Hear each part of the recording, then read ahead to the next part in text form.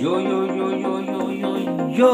Oke, ketemu lagi dengan Om Dani Mancing. Oke, selamat jumpa lagi dengan channelnya Om Dani Mancing.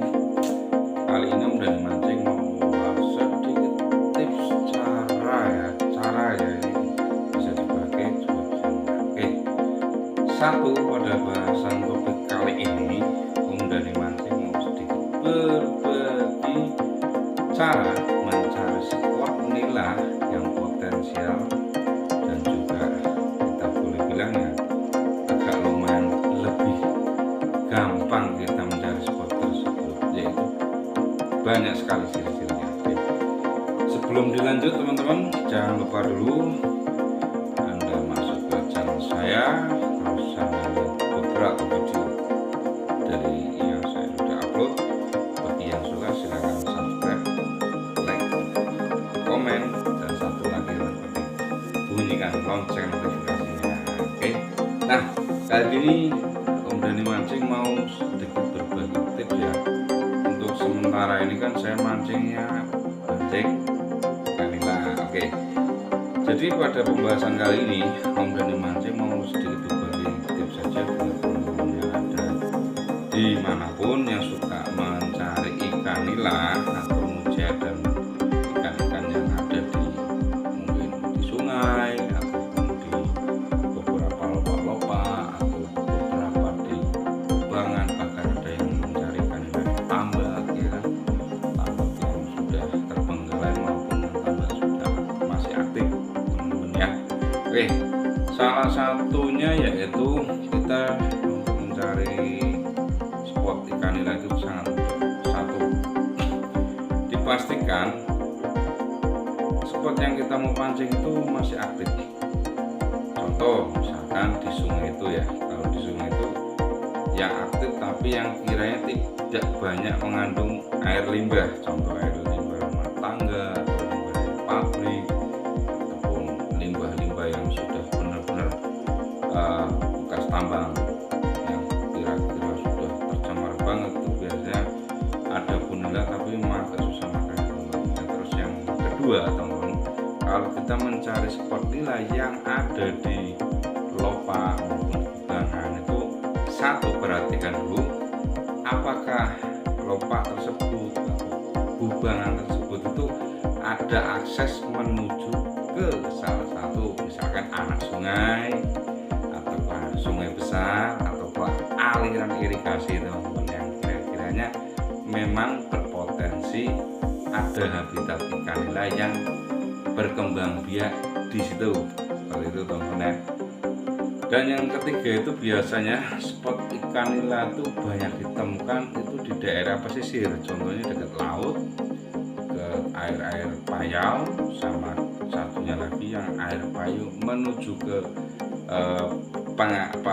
aliran air yang sudah mau ke arah air biasa ya, air tawar ya. Biasanya kalau spot potensial teman-teman yang kira-kira banyak ikan nilanya itu, satu, misalkan di sungai besar itu biasanya pinggirnya itu ada jenis kayak rerumputan atau ilalang ataupun apapun yang menjorok ke arah bibir sungai. Kenapa? Nila itu selain daripada konsumsinya daging, juga dia mengonsumsi beberapa jenis tumbuhan kayak ilalang, rerumputan, bahkan lumut dan sebagainya. Dan yang ketiga, yang berikutnya, biasanya ikan nila ini akan lebih cenderung suka mencari spot dia untuk berkembang biak itu ke arah ke hulu ya, sedikit hulu dari air payau ke air tawar. Biasanya itu ikan nila dia akan berkembang biak sangat cepat.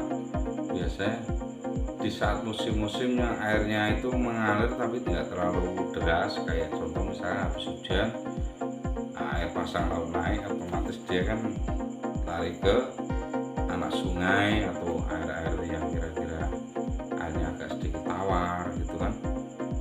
Dan yang sering kita temui biasanya di anakan sungai kecil, jadi antara pertemuan pertigaan sungai antara sungai besar dan sungai kecil itu biasanya ada anakan ikan nila atau ikan mujair seperti itu teman-teman. Nah, di bahasan kali ini Om Dhani Mancing cuma berbagi sedikit tips saja ya.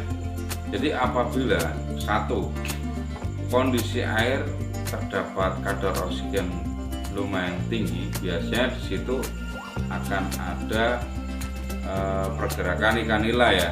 Terus yang berikutnya biasanya kita lihat dulu dengan cara pagi hari. Biasanya kalau ikan nila antara selepas subuh menjelang matahari terbit itu biasanya ada di permukaan air ya, mencari oksigen atau suplai oksigen langsung di permukaan air, biasanya seperti itu. Nah, bisa mengetahuinya sekiranya di bawah jam 8 pagi. Biasanya itu ikan nila atau ikan mujair itu yang ada di spot-spot itu nampak di pagi hari. Pertama. Yang kedua, bila kadar air oksigennya di situ lumayan tinggi, biasanya sangat banyak sekali. Contohnya di daerah pesisir ya, antara pertemuan air payau sama pertemuan air tawar itu banyak juga. Terus perkembangan ikan nila itu pas saat banjir, biasanya ikan nila itu lebih cenderung mencari air tawar untuk dia berkembang biak. Kadang ada sebagian besar rumah kita jauh dari laut atau jauh dari pesisir, tapi ada ikan nilanya. Kenapa? Karena ikan nila itu dia lebih cenderung suka mencari air tawar, mengejar lah ibaratnya ya. Terus yang keempatnya, apabila teman-teman mancing di kubangan itu lihat juga seperti yang saya kasihkan tadi, di antara jam 6 pagi ya selepas subuh biasanya ada pergerakan ikan apapun, biasanya dia akan ke permukaan mengambil suplai oksigen. Nah, untuk berikutnya teman-teman ya, apabila teman-teman mancingnya di selain kali atau sungai besar atau sungai yang kecil yang biasanya ada di kubangan atau tambak, perhatikan juga teman-teman, kalau tambak itu dekat dengan aliran air sungai kecil yang menuju ke sungai besar, pasti itu ada. Kenapa? Karena ikan nila itu selain bertelur di aliran air tersebut, kadang telurnya itu setelah itu masuk ke dalam bagian tambak atau kubangan seperti itu teman-teman. Terus yang selanjutnya, tips umpan yang saya kasihkan itu biasanya satu, nila mujair. Antara dua varian ikan tersebut tuh, satu suka makan cacing, yang kedua suka makan rerumputan, yang ketiga itu kadang suka makan lumut ya teman-teman ya. Jadi ikan-ikan itu tuh endemia memang suka makanannya seperti itu ya, karena boleh kita bilang itu memang binatang omnivora ya, ikan omnivora, pemakan segala. Itu bisa nasi juga kadang bisa makan juga kadang kalau kita kasih ya. Nah, untuk tips selanjutnya, biasanya kalau pemancing nila itu atau suka mancing nila atau mujair itu ada beberapa varian umpan. Satu, kita umpan cacing ya, kita pakai biasa rakitan umpan yang untuk cacing. Saya juga ada tipsnya, bisa seperti ini teman. Jadi kalau misalkan teman-teman cari yang buat cacing itu ya kadang memang ada ya, contoh rakitan yang saya buat seperti ini ya teman-teman. Nah ini teman-teman saya kasihkan ya, ini gili-gili ataupun berat. Nah ini biasanya saya pakai untuk umpan cacing seperti ini teman-teman ya. Nah, jadi untuk cacing ya antara dua mata kail biasanya, itu satu dimakan, satunya masih ada di sana seperti itu. Dan apabila teman-teman pakai umpan lumut ya, Om Dhani Mancing juga ada ciri khasnya biasanya seperti ini teman. Kita bisa saksikan juga di YouTube yang sudah ada ya. Biasanya para pemancing nila itu pakai rakitan seperti ini. Gunanya mata kail ini dikasih benang yaitu untuk mengaitkan lumut untuk umpannya. Dan ini saya bikin untuk size yang besar. Kenapa? Kadang ketemu spot yang lumayan gede ikannya, jadi biar mata kailnya kuat. Juga ada yang mata kail ukuran sedang maupun kecil, tergantung size ikan yang ada di spot yang kita mau pancing. Dan biasanya teman-teman kalau membahas masalah umpan nila, kita biasanya membahas antara dua varian, yaitu antara cacing dan lumut. Jadi antara dua varian itu makanan kesukaan daripada nila maupun mujair. Dari ulasan tadi ini saya juga ada tambahan, selain daripada umpan lumut juga kita ada tambahannya. Biasanya itu kita dikasih perangsang atau esen ya, perangsang nafsu makan ikan atau esennya itu juga bisa. Dan contohnya juga ada, biasanya kalau saya pakai itu rakitan sama umpan esennya itu buatan saya pribadi, dan alhamdulillah sudah beberapa kali saya coba di spot, banyak yang nyangkut dan banyak yang bacot, juga banyak yang suka. Ini seperti ini contohnya, ini umpan saya pribadi, saya buat sendiri. Nah, jadi kayak gini contoh. Ini saya pakai perisa pisang Ambon warnanya kamera ya. Terus kita kasih beberapa ramuan racikan sendiri untuk mengikat nila supaya berkumpul, supaya kita gampang mancingnya seperti itu. Dan ini bisa digunakan di air tawar maupun air payau maupun sedikit air asin ya. Saya kita campurkan ke lumut juga bisa seperti ini. Nah, yang selanjutnya teman-teman, kalau teman-teman mancing di salah satu spot, kita pakai umpan lumut ya. Umpan lumut itu ada lumut kasar maupun lumut halus teman-teman.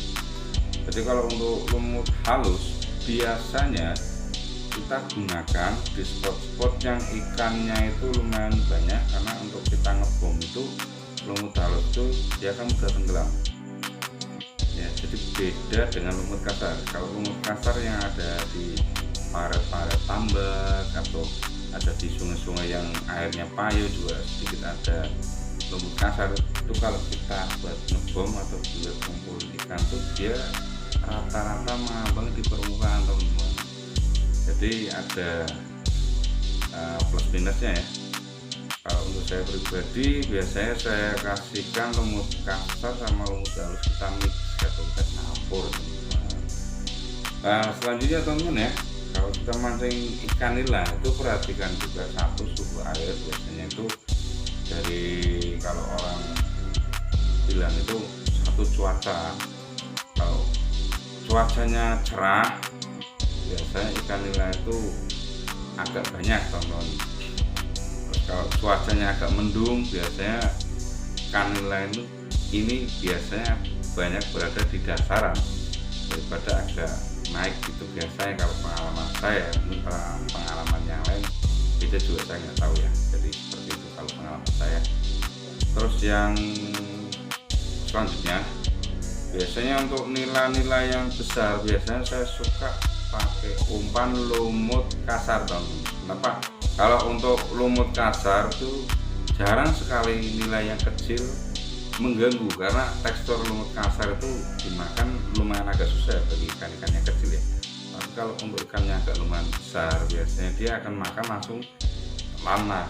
Memang ciri makan daripada ikan nila itu beda dengan yang umpan cacing. Kalau umpan cacing dia akan serang terus ya, jadi seakan-akan pelampung ketarik-tarik terus. Tapi kalau nila pakai umpan lumut biasanya pelampungnya agak tenang, agak turun naik, dia kadang keseret juga tapi nggak terlalu keras, karena sistem makan lumut itu dia agak disembur, agak dimasukkan, dimasukkan pas kebetulan dimasukkan mata kailnya nyangkut ya, otomatis kaget ke bawah ya, baru kayak dirasakan sensasi pelampung bergetar, langsung kita tarik untuk strike.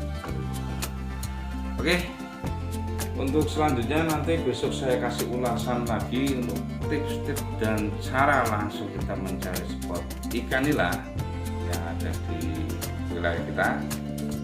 Nanti saya bagikan di episode berikutnya. Oke, seperti itu aja ya teman-teman ya. Dan apabila teman-teman suka video ini silahkan subscribe, like, komen, maupun share, dan bunyikan lonceng notifikasinya untuk mendapatkan video-video terbaru daripada Om dan Mancing. Oke teman-teman, bagi teman-teman yang suka mancing nila, alhamdulillah Om dan Mancing juga ada produksi produk daripada rangkaian mata kail ya yang sudah dipakai sama YouTuber kita Mas Gondrong Labanan, Om Pencok Mancing, sama satunya Mas Hendra Angler ya, sudah pakai produknya Om dan Mancing seperti ini. Produknya agak lumayan keren ini teman-teman. Oke. Nah, selanjutnya juga ada rangkaian buat mancing ikan belanak juga banyak. Untuk mata kail ikan bandeng atau buah senar juga ada. Kalau yang saya pribadi saya pakai biasanya untuk stok cadangan mancing pakai cacing juga saya sudah sediakan seperti ini ya. Untuk sisanya 2 mata kail seperti ini juga ada produknya yang sudah ada pemberatnya, jadi langsung turun ke bawah ini teman-teman. Jadi kalau kita sangkutkan ke lumut langsung turun ke bawah ya, kita sudah ready teman-teman ya. Bagi yang suka mancing belanak juga jangan khawatir, produk dari Om Dhani Mancing juga ada seperti ini contohnya, saya bukakan ya teman-teman ya. Oke seperti ini. Ini rangkaian mata kail belanak juga sudah ready ada dan bisa dipesan, nanti saya dicantumkan di link deskripsinya ya teman-teman ya. Seperti ini teman-teman, rangkaian mata kail belanak seperti ini ya. Dan untuk produk-produk yang lain juga ada ya, hasil-hasil seperti ini racikan sendiri juga siap, dan biasanya juga ada produk-produk yang lain yang besok nanti saya tawarkan, dan bisa Anda nanti hubungi orderan saya di link deskripsi ya. Nanti saya coba kasihkan, bahkan kontak nomor WA saya juga kasihkan juga buat Anda semua suka mancing ini lah. Oke, sekian dulu bahasan topik untuk kali ini, semoga sedikit membawa wawasan kita untuk mancing ini lah teman-teman ya. Oke, dan sampai berjumpa lagi ke episode berikutnya. Terima kasih. Salam tek ya, melengkung, salam pelampung bergetar, dan salam satu kuli. Terima kasih.